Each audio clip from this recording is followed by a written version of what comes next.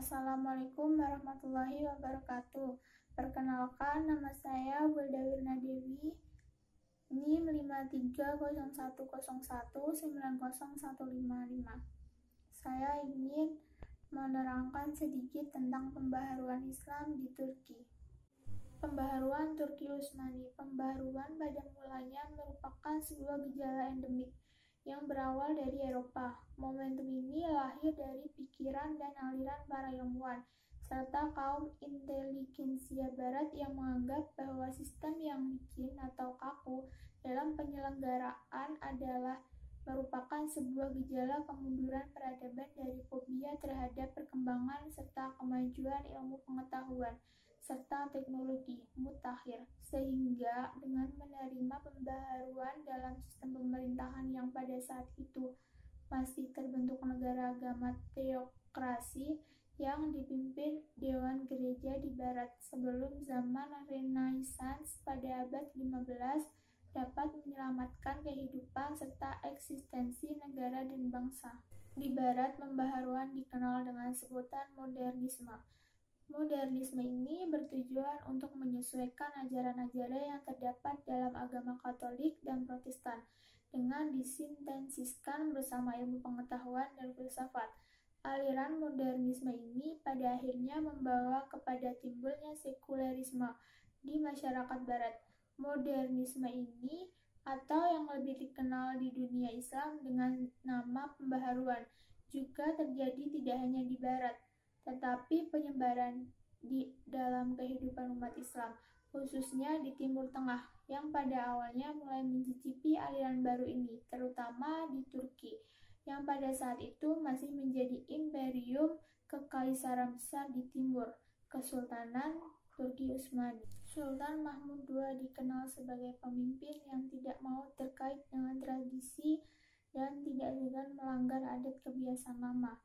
Berbeda dengan sultan-sultan sebelumnya, yang jauh dan mengasingkan diri dari rakyat, tradisi aristokrasi ini dilanggar oleh Mahmud II dengan mengambil sikap demokratis dan selalu muncul di muka umum untuk berdialog dengan rakyat. Pakaian kerajaan sultan yang terfragmentasi dengan pakaian menteri dan pembesaran-pembesaran kesultanan ditukar dengan pakaian yang lebih sederhana.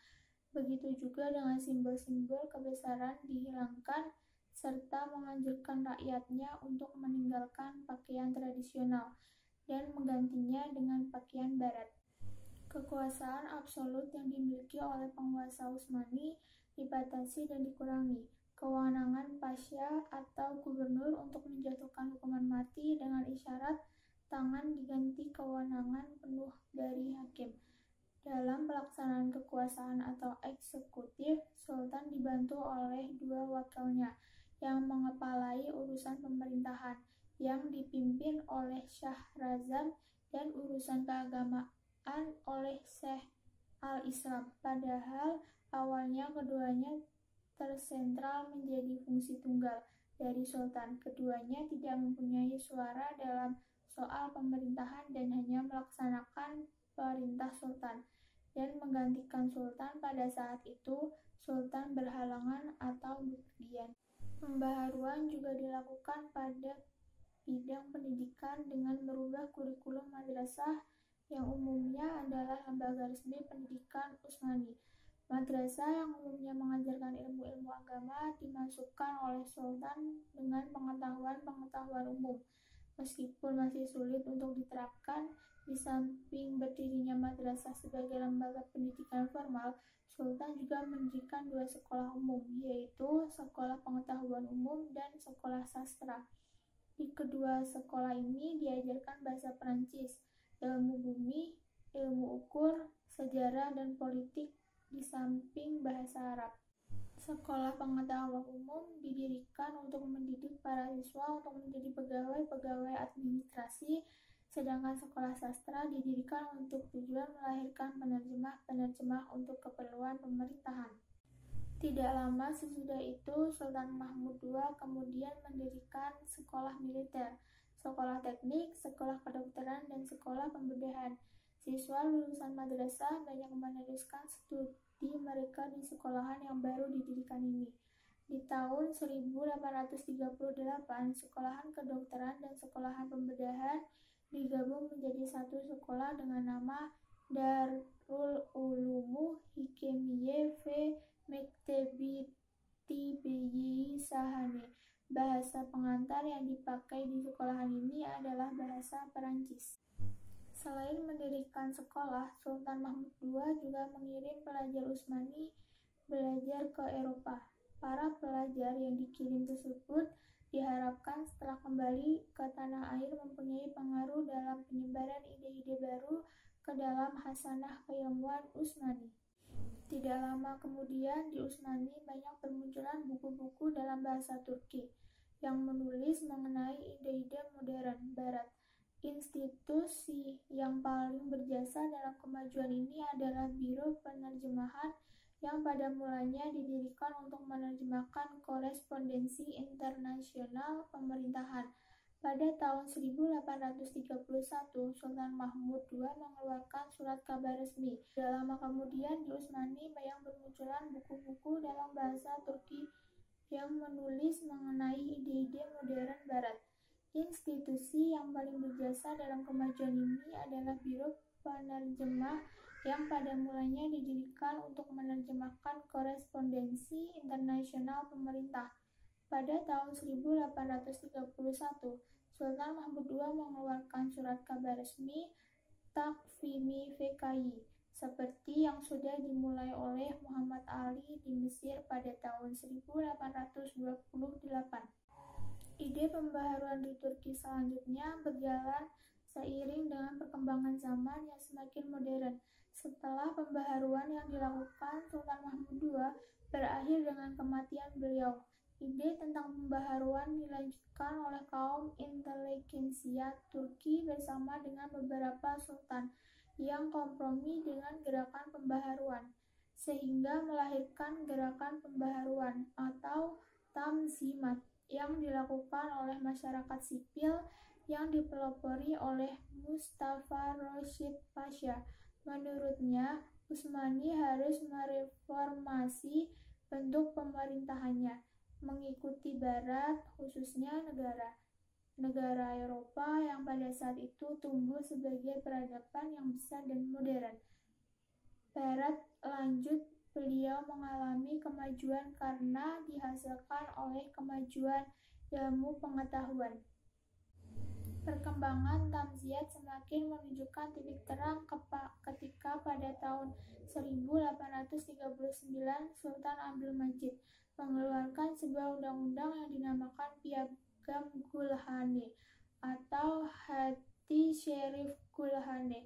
Piagam ini mengatur tentang hukum-hukum, pidana, dan perdataan seperti terjaminnya ketentraman hidup, harta, dan kehormatan warga negara, peraturan tentang pemungutan pajak, peraturan tentang kewajiban dan lama dinas militer, serta mekanisme hukuman orang-orang terpidana.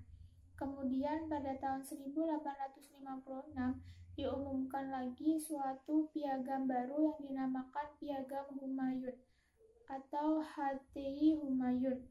Piagam ini sebenarnya merupakan bentuk intervensi dari negara-negara Eropa pada kesultanan yang semakin lemah dan selalu kalah perang.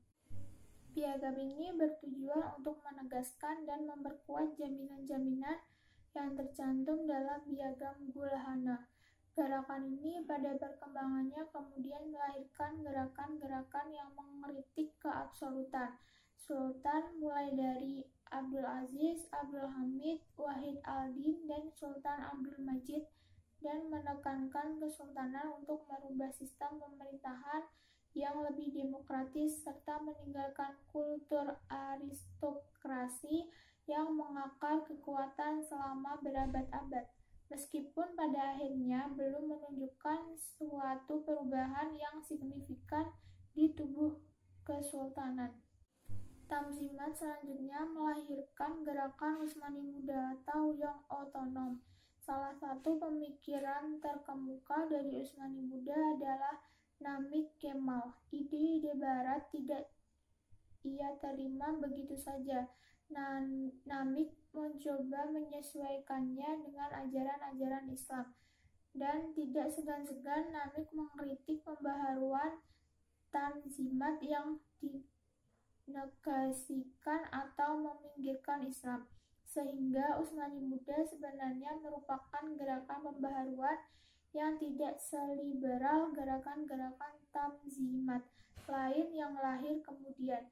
Menurut Namik Kemal, penyebab yang membawa kemunduran Kesultanan Utsmani terletak pada keadaan ekonomi dan politik yang tidak beres.